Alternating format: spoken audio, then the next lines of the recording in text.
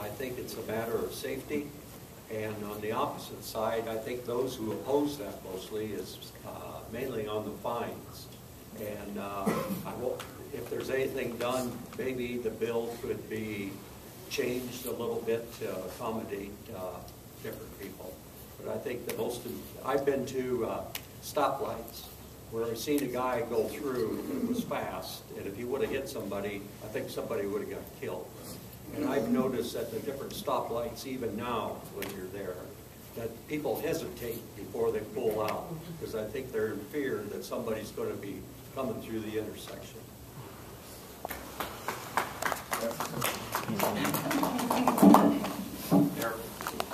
There were two bills in the Iowa House.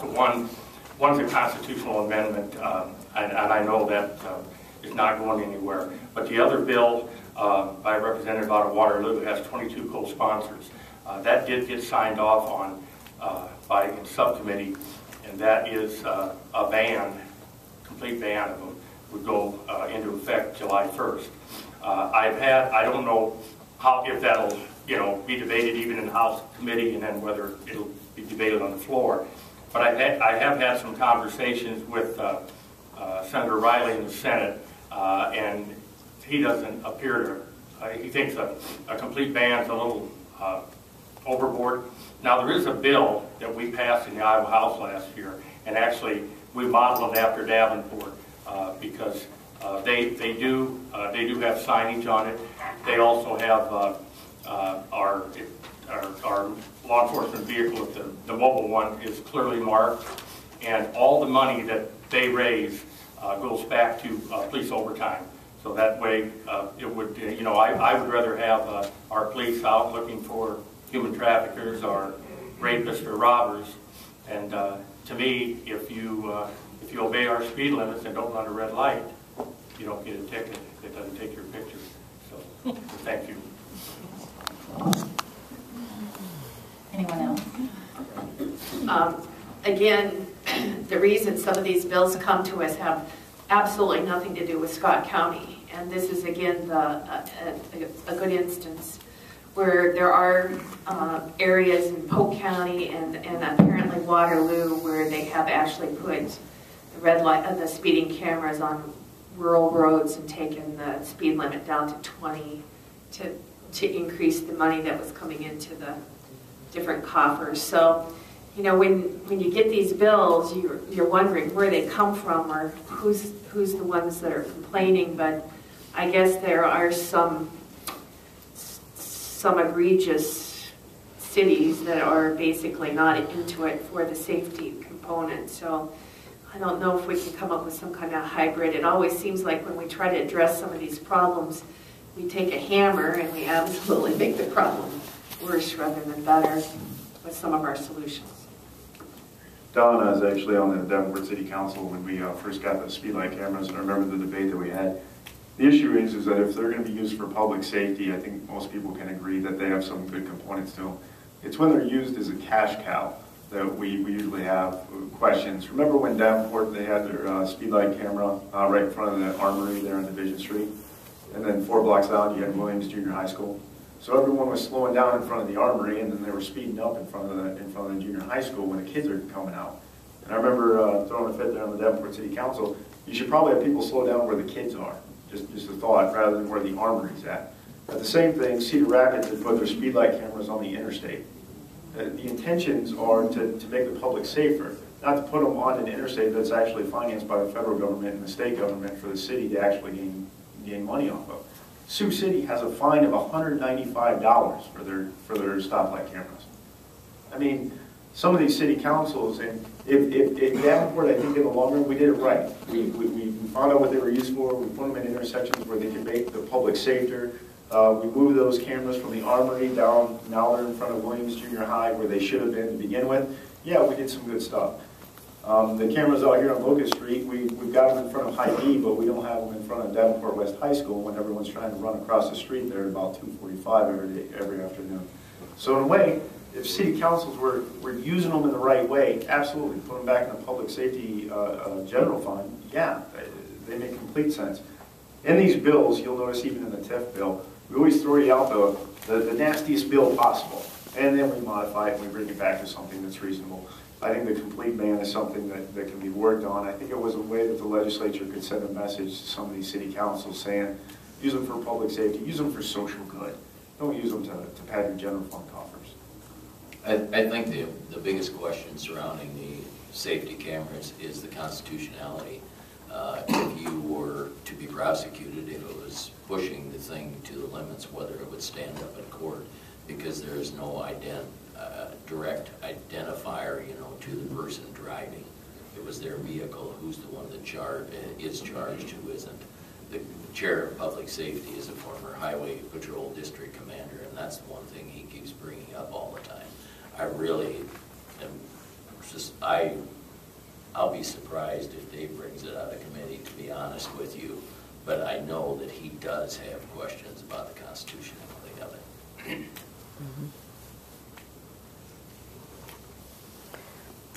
Gentleman here. Jerry O'Dean.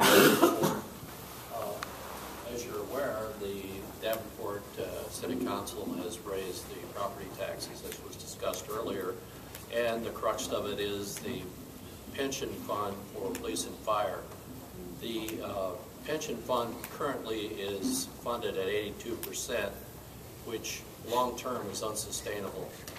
And if the long-term, if rates stay down, is more increases for the city, which is passed on to the residential property owners, which cannot take any more increases. I suggest to you, the state legislators, that you consider reform of the pension system for both police and fire, and that by possibly with new entries into the system. Thank you. I would just respond that Monday morning, the advisory boards for both IPERS and police and fire are governor appointees. I believe there's legislative members, public members as well, and I think that there is an interim committee that's supposed to make a report Monday. I don't know how much change there will be, but everyone at the Capitol is aware that reform needs to take place. If change is made, it will start at the bottom as new enrollees become a part of it. Then does it need to move from a defined benefit to a defined contribution? Does the contribution by each individual or the entities need to be reworked as well? Yes, it needs to be reformed, and it needs to be reformed sooner rather than later just because of the state of the economy. Any other remarks? I'm not a union arbitrator or negotiator. I think a lot of these increases in the pension accumulated over maybe years of bargaining in lieu of wages, more insurance, maybe health insurance, and maybe better, higher retirement insurance, or not insurance, retirement benefits.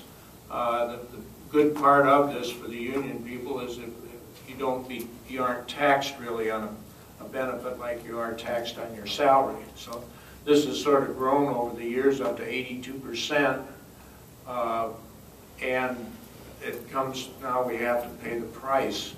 As far as trying to bring that down on people that have already worked for 20, 30 years, I agree. I don't think it'll ever happen. But on your new hirees, I think that's where the start would be, and I don't know for sure if the union people would be that much against it because they do realize there's a problem.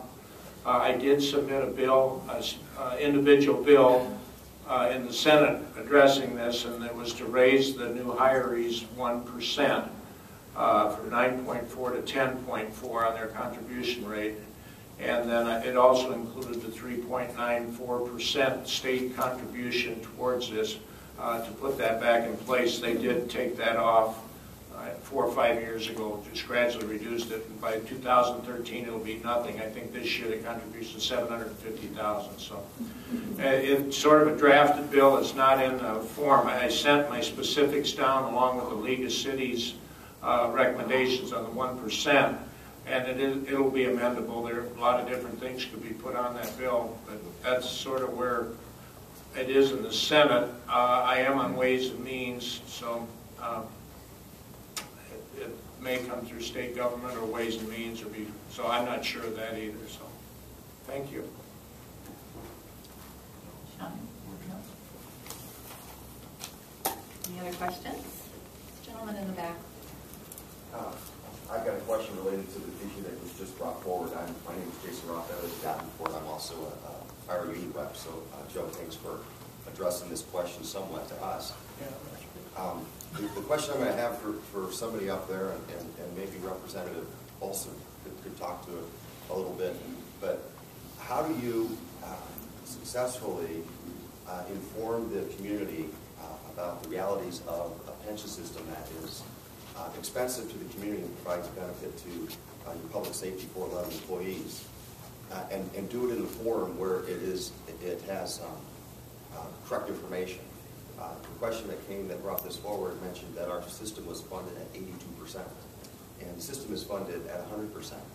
There's also concern about those numbers going up. This is not the first time those numbers have gone up.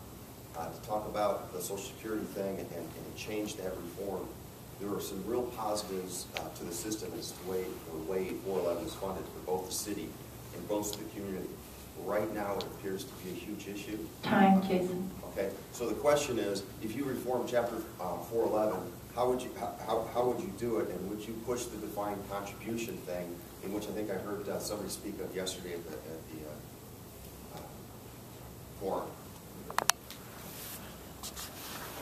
The debate on this thing has intensified in the last couple of years just because of the economy being upside down. We have more people, I'm one of the ones that are similar age, we have more people taking off of the system than contribute to it right now.